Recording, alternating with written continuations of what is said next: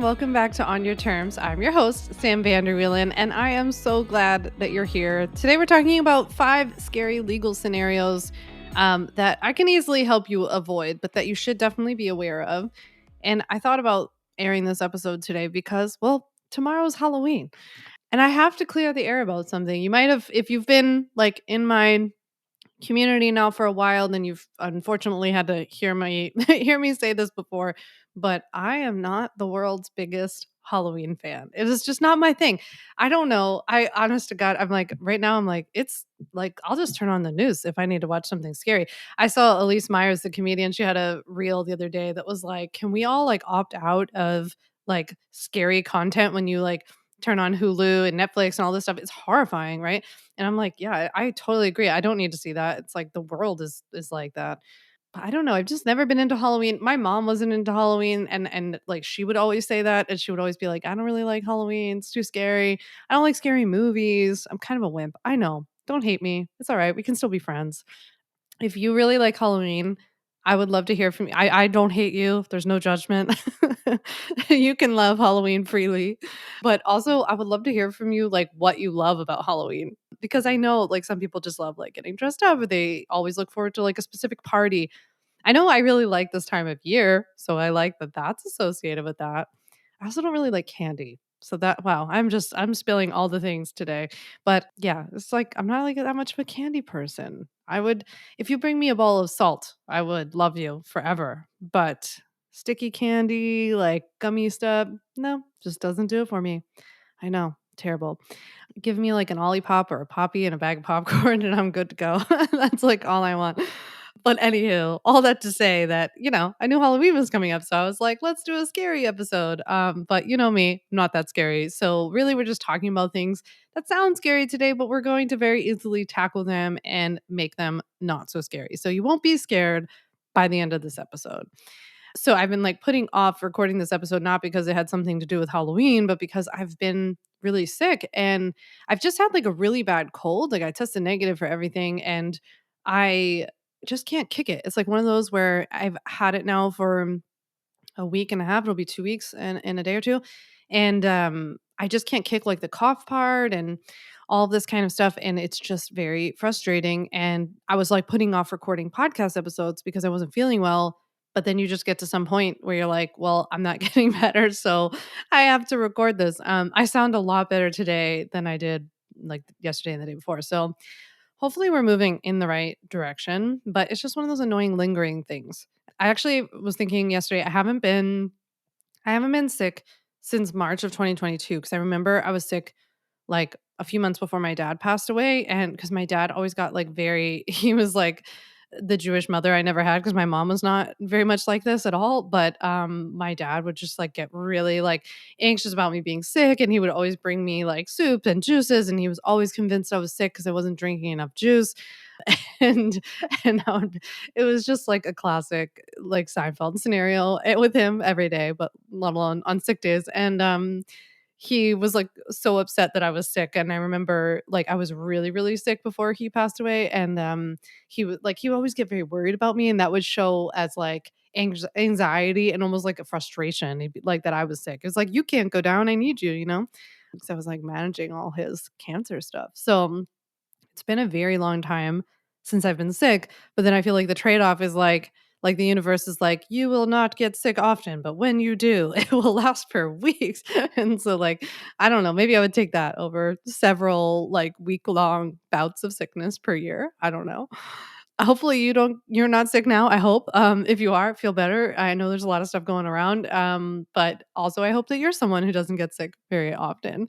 So I'm also getting ready to go to one of the reasons I'm happy I'm getting better is I'm getting ready to go to Mexico in a week, both to relax, but really to plan for the rest of this year and for 2024 with my operations director, Lindsay. So we are going to this like awesome resort. I will tell you about it later when we're back. I'll share it too on social media if you haven't. If you're not following me on Instagram, head over to Instagram at Sam Vander Wielen, and I'm sure I've been sharing like pictures and video as you're watching this. And I'll just be coming back actually like that day, but I'll save it for you for sure under a Mexico highlight. But wait till you see where we're going. It's so beautiful, and the resort It has like really, really healthy food and it's really gorgeous. And it's next to the resort where they film Bachelor in Paradise, which they're done filming. They filmed in January and they actually use our resort as part of it as well, just for like the staff and producers and everybody to stay.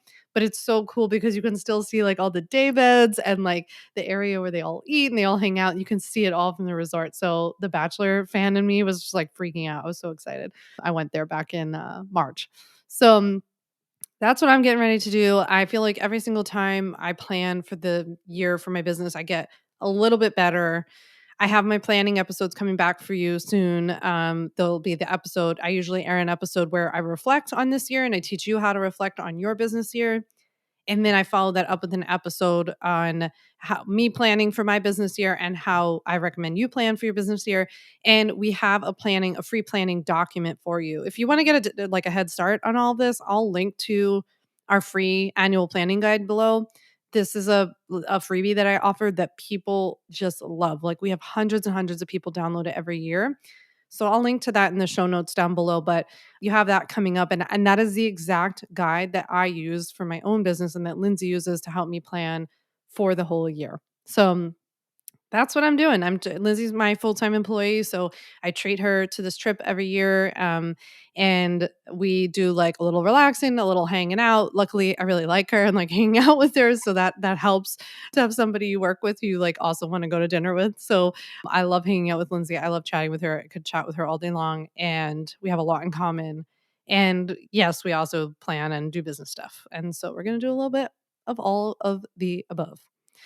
So, I wanted to chat with you about these 5 in particular legal scary scenarios today because I feel like they're a lot scarier. I mean, what I tend to find with legal stuff with online businesses in general is that these things sound a lot scarier than they are, or they are actually scary, but they can very easily be prevented or handled. So, I wanted to talk through some of the 5 scarier scenarios that I think, that definitely keep me up at night for you and that I think that you should be aware of.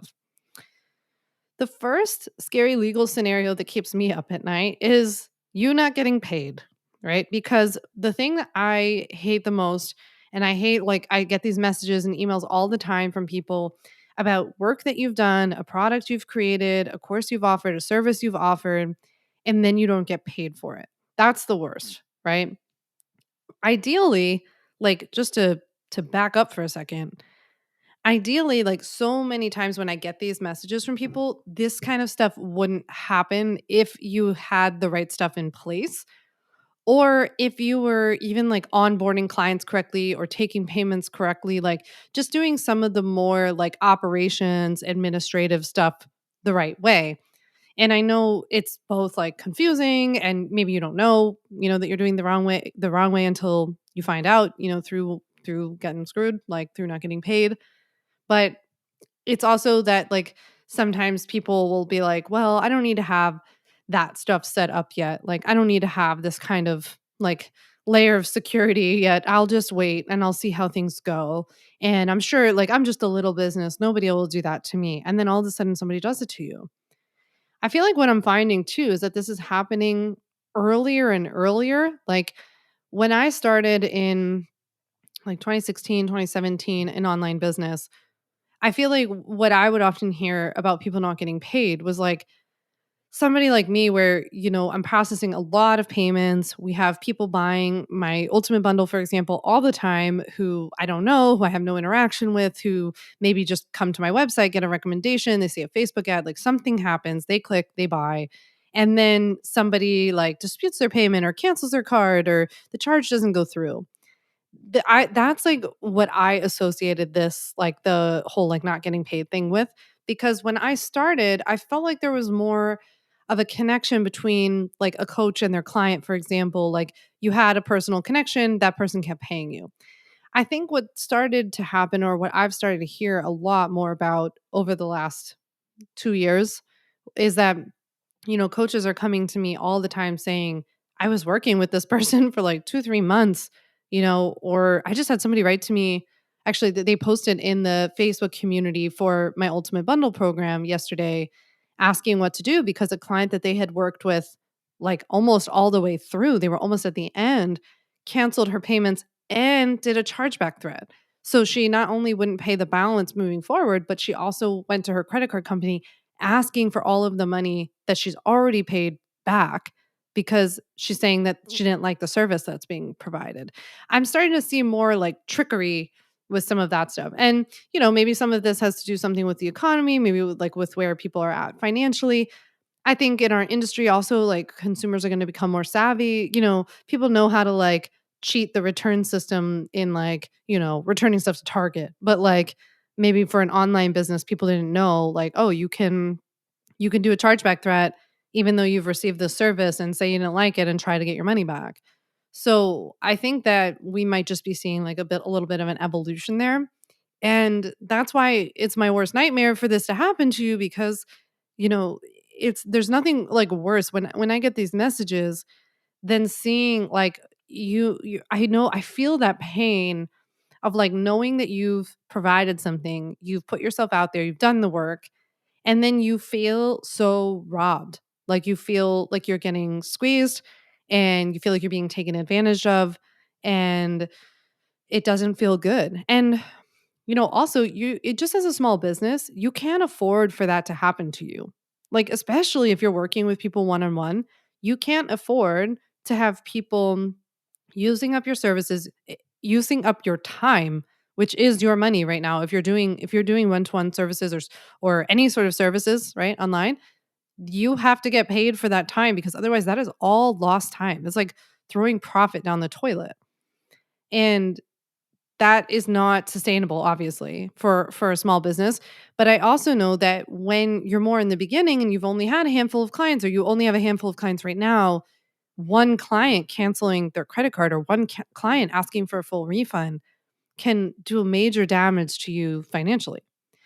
So in many of these cases, when I hear from people like in my DMs or in emails, it tends to be that the person didn't have either a contract at all or they didn't have a very good contract that didn't speak to these kinds of scenarios or like the very specific scenario that this person's trying to pull.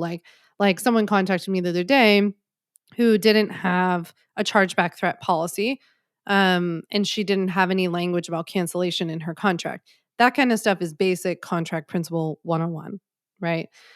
That language is built into all of my contract templates. Those contract templates are either available on my website or they're included in the ultimate at least 10 of them are included in the ultimate bundle. So if you're looking for contracts that are written by an attorney so that that they're solid, they have the pieces that you need, that is what I do. That's what I offer. And you can get those on my website anytime.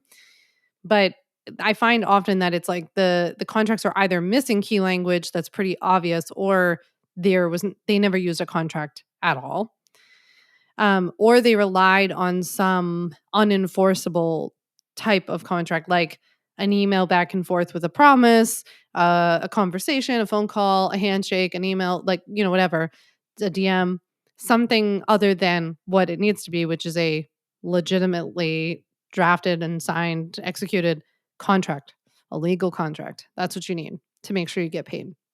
So, you need a contract to avoid this scenario for two different reasons. So, one is because a lot of these things would be avoided if you had this contract. That person might not be trying to pull this baloney on you, right? That may be one thing, or it would guide you in your conversation as to like, hey, you actually owe this much. This is what you agreed to. That kind of stuff.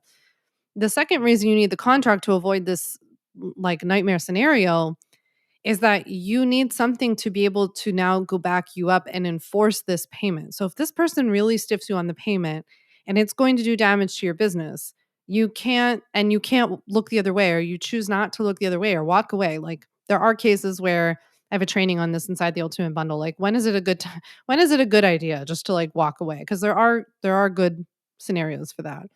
But if it's not one of those and you're like, "No, I did the service, I gave the product, I performed the thing. I need to get paid for this. This person's just like doing the wrong thing." You have to have a contract in order to go and enforce that payment. Without that contract, there's no way, there's no like mechanism that you have other than just like sending nasty emails to that client or something like that. That's really just like throwing spaghetti at the wall. There's no meat to it. There's no meat in that spaghetti. So you really need something so that in that scenario, you would be able to send them to collections, send them, go to a small business attorney, file something, even just sending a nasty like lawyer letter, getting a lawyer to write a demand letter and attaching the copy of the contract. That's going to make it like hook, line, and sinker for you to get paid. If you go to collections, you need the contract to show what they agreed to. If that client does a chargeback threat, which is where they go to their credit card company and they say, I don't want to pay for this, give me my money back, you have to provide the credit card company with proof that this person agreed to certain terms. Once you provide those, and if those are adequate, then you will win the chargeback threat. So it is essential for avoiding this first legal nightmare scenario that you have a solid contract.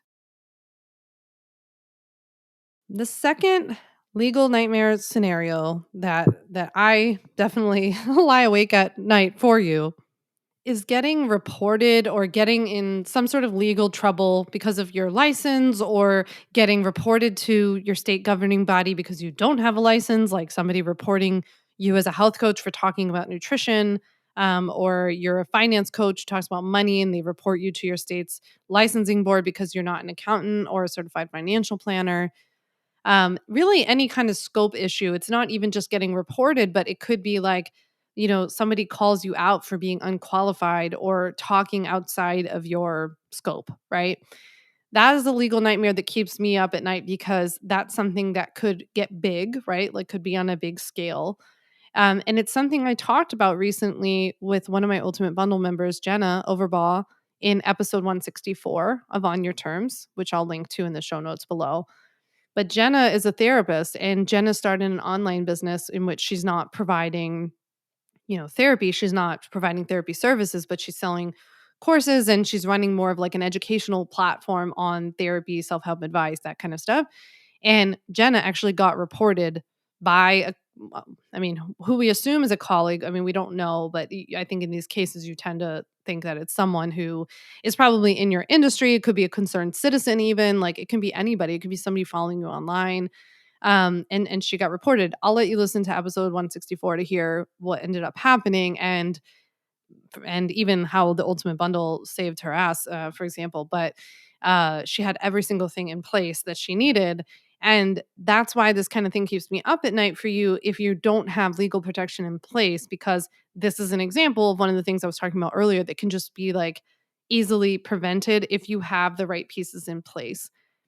And I feel like with Jenna's story in particular, there's such a like, I can so easily see, like, a parallel example where somebody who would have been in her position would have just been like, "I'll just have this, like, Instagram page." Like, Jen has a lot of followers on Instagram, and just like, "Oh, I'm just posting content. What's the big deal?" Or like, "I'll just say this or I'll say that or I'll do this, that one thing, but I don't think I need all this legal stuff." And it turns out that, quote, "all this legal stuff" is exactly what ended up saving her, and without it, she could have gotten in a lot of trouble, just not because she was actually doing something wrong, but for failing to have the proper like notices and disclosures and contracts and terms and all these kinds of things. So I worry about people getting reported. I worry also about people getting reported because they don't know. Like, I worry about people legitimately getting reported because they don't know what their scope of practice is. If you don't know what I'm talking about and what scope of practice is, episode 2 of On Your Terms is a great place to start because that's like my first episode I ever did about scope of practice. I even have like a scope of practice playlist down below that I can link to if you listen on Spotify. But you really need to know what you're allowed to legally do in your business, what you're not allowed to legally do. It's very dependent on who you are, where you are, what you're talking about, like so many different things. But that's one of the ways you avoid getting reported. And the other way is that you have the appropriate policies on your website. You use contracts, you understand disclosures, you like understand how to talk about what you do. And as like all my Ultimate Bundle members will tell you, it is equally important that you know how to talk about what you don't do and like what you're not allowed to do, and how to navigate those sticky conversations or requests when people are like, hey, can you help me with this? Or somebody writes you their life story in a DM or something like that. You have to know how to handle those situations safely. The third legal scenario that keeps me up at night is you getting copied. I hate the idea of you getting copied, and I also hate the idea that you might be afraid of being copied, and that might be influencing, like, how you're running or growing your business. I know what that feels like. I get copied all the time. I feel like I spent a long time in this, like, kinda more hesitant, paranoid position when I was like, I just didn't know what to do because I felt like I kept seeing me get copied and I was doing all the right things, obviously legally, but I would still get copied, or some things would happen and, like, slip through the cracks because I was just busy running my business and not thinking that people were gonna be stealing things left and right, and so it happens, like, we're all human. And it worries me about getting copied because I feel like you might underestimate how many people copy you, or could copy you. I think you might underestimate, like, how big your business has to be or how many followers you have before somebody copies you. I know for me and many other people, it happened, like, very early on. And I almost feel like as my business has gotten bigger, like, I maybe have gotten copied less. I don't know, or maybe I see it less. I'm not really sure. I mean, you definitely see, like, more and more businesses kind of start to emulate, like, your overall business, but I feel like I had more, like, direct cases of copying when my business was a little bit smaller. So I actually think that the logic is kind of the reverse of what a lot of people think, and that's why it scares me, because then I'm like, you might not know, and then you're gonna have that moment like I did when I saw another attorney had stolen my entire website. And that is not a good feeling. Talk about feeling like you got violated and, like, just so, like, it felt so gross to feel like somebody had been, like, fishing around and watching me, and even, like, the idea that somebody had, like, poked behind the code of my website, it felt so like someone broke into my dressers, like, that's how it felt. So getting copied is not fun, and it's very important that as a content creator, like, you are creating content. The number one thing that you are doing is creating content, whether it's on social media or to your email list, on your website, on TikTok, on Instagram, whatever, on podcast, or YouTube. You have to know what kind of content you're creating. Like, what does that fall under? Is this something that needs to be copywritten? Am I doing stuff that needs to be trademarked? Does my business need a trademark? Those are very basic and simple questions that you should be able to answer as a business owner, with a little bit of help, obviously. So, I have a good episode down for, I have an episode that I'll link down below for you, episode 113 of On Your Terms, which is all about how to legally protect your content itself through copyright registration.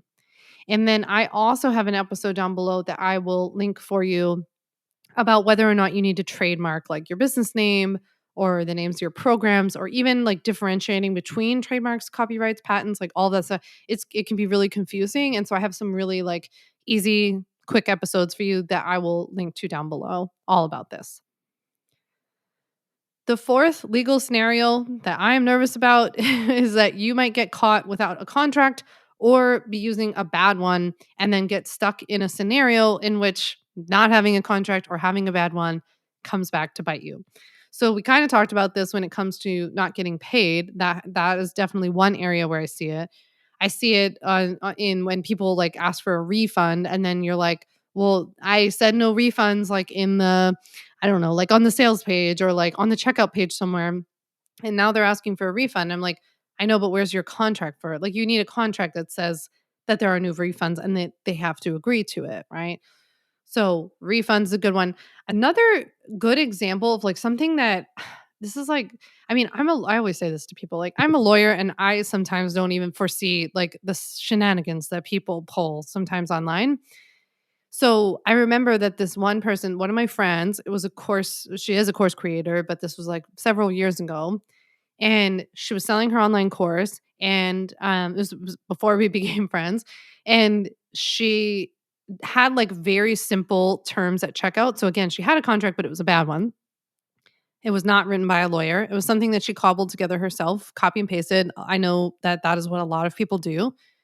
And so she had this at checkout. Somebody buys her product.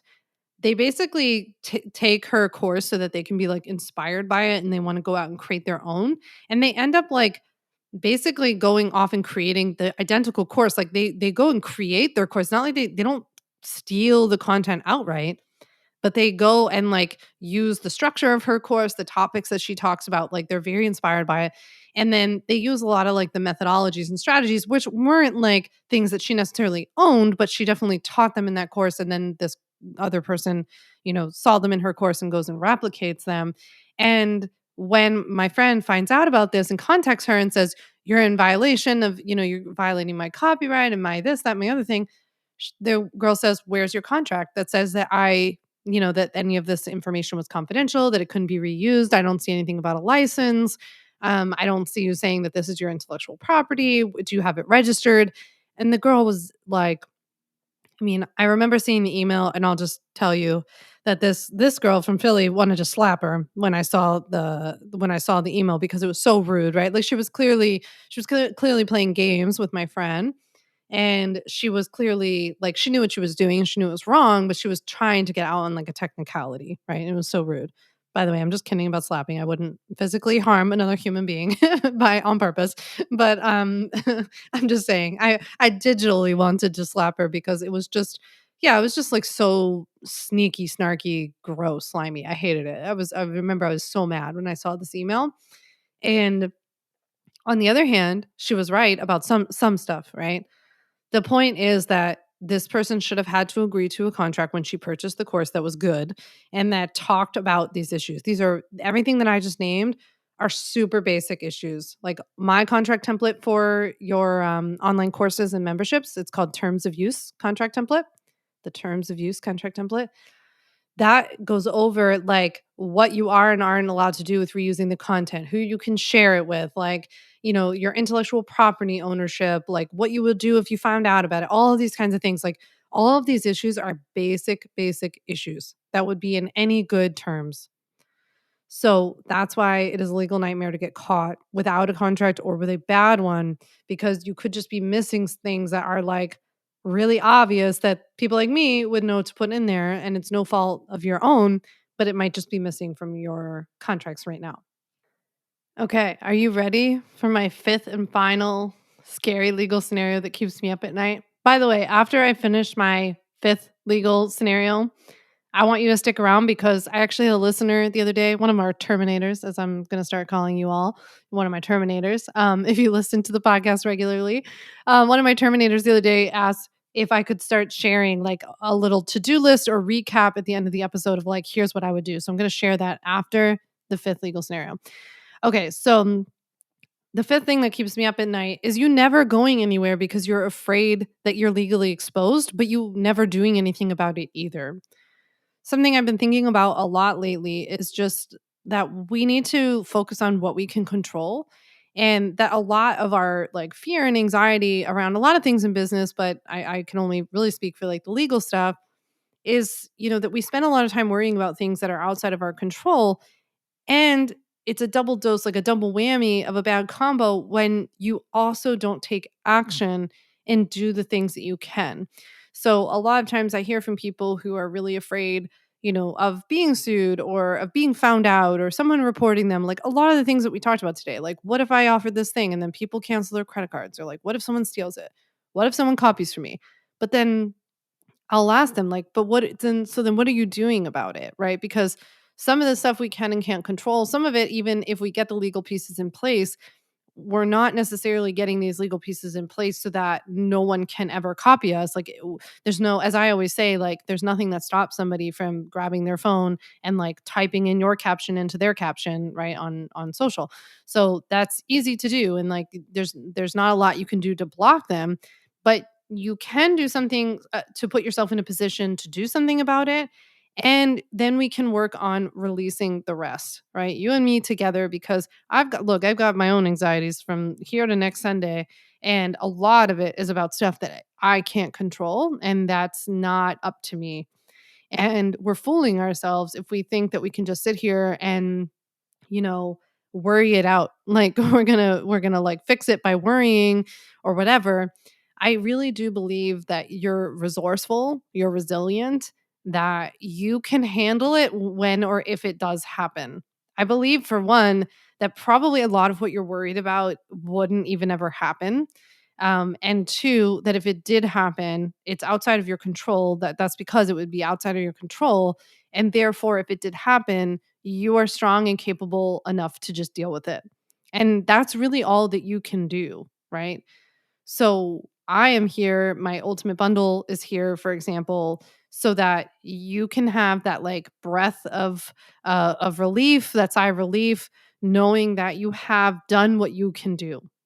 Because like with the ultimate bundle, for example, you can get the legal contracts that you need, like quickly fill out the ones that you need right now. Like if you need a client contract or you need a course contract or you have to protect your website with like privacy policy, a website disclaimer, and terms and conditions, those are all in the bundle for you. And then it'll teach you like how to set up your LLC. It'll teach you about trademarks and copyrights. It'll teach you what to do if a client doesn't pay you. I even give you the email to send them if they don't pay you, you know? So you have the resource. Like that's why I created this, so that the bundle, the ultimate bundle, is not a course. It is meant to be something that you continuously go back to and you draw upon when you need it. It's a resource. It's something, it's a pack of legal templates with a resource that you continue to go back to if and when you need it, so that you're not alone in these situations, so that you do prevent as much as humanly possible. And, we work on what we can actually control. And what you can control is getting the legal foundation in place, having the contracts that you're going to need to enforce this stuff and protect yourself and protect your boundaries, even more importantly, and learning how to get some of the key legal pieces in place that keep you legally safe, like registering your business properly, getting business insurance, setting up a business bank account. Those things are basic and fundamental and required to run a safe online business. So I definitely recommend checking out the Ultimate Bundle. I'll leave a link to the Ultimate Bundle in the show notes down below. You can get a really great deal on the Ultimate Bundle if you sign up for my free legal workshop called 5 Steps to Legally Protect and Grow Your Online Business below. Even if you don't want to watch it, if you already know you need the bundle, just sign up for it so that you can get the best deal. It's the best deal you can get on the Ultimate Bundle. So I highly recommend doing that. And I'll make sure I leave all of that for you in the show notes. With that, I want to give you your quick little like to dos, takeaways. Here's what I would do if you were listening to this episode. So, for one, I would focus on getting your contracts in place because probably as you heard today, contracts are really important and they're going to be like the most immediate need if you haven't done that already. The second thing is that I would make sure that your business is registered properly so that you are personally legally protected. If you don't know how to do that or what I'm talking about, I teach you how to do that inside the Ultimate Bundle. I also go over that in that free legal workshop I was talking about, 5 legal steps to protect your online business down below. So I'll link to that down below. But you want to make sure that you are registered properly. The third thing I would do after this episode is get business insurance so that you are financially protected in your business. The fourth thing I would do is familiarize yourself and listen to some of the episodes that I talked about protecting your content, like knowing how to protect your content, what pieces of your content actually need legal registration, what kind of stuff you just need to be aware of. But I would listen to those episodes.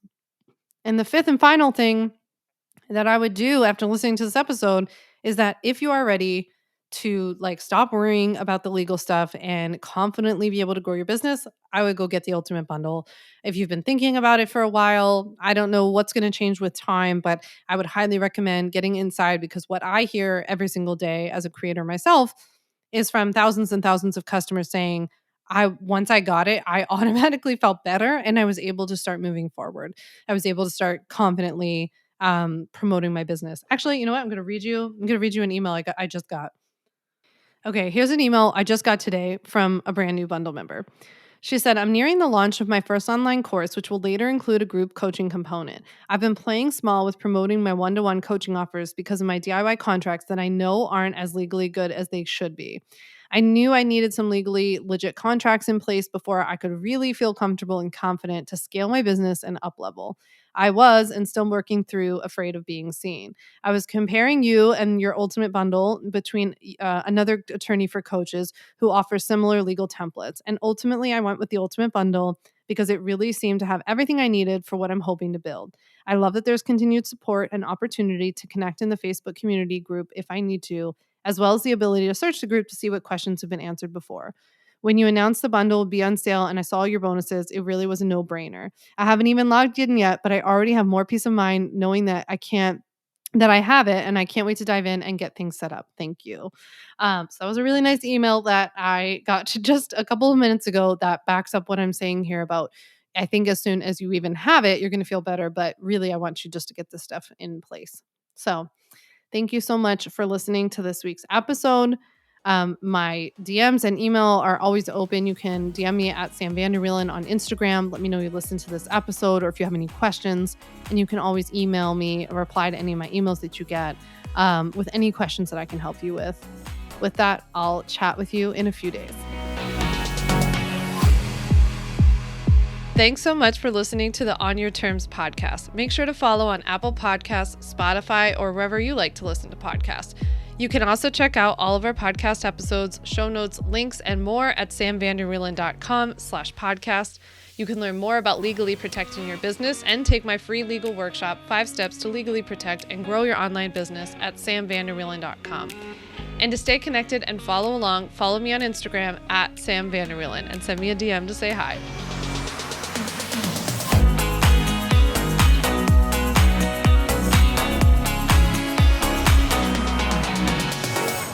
Just remember that although I am an attorney, I am not your attorney, and I am not offering you legal advice in today's episode. This episode and all of my episodes are informational and educational only. It is not a substitute for seeking out your own advice from your own lawyer. And please keep in mind that I can't offer you legal advice. I don't ever offer any legal services, but I think I offer some pretty good information.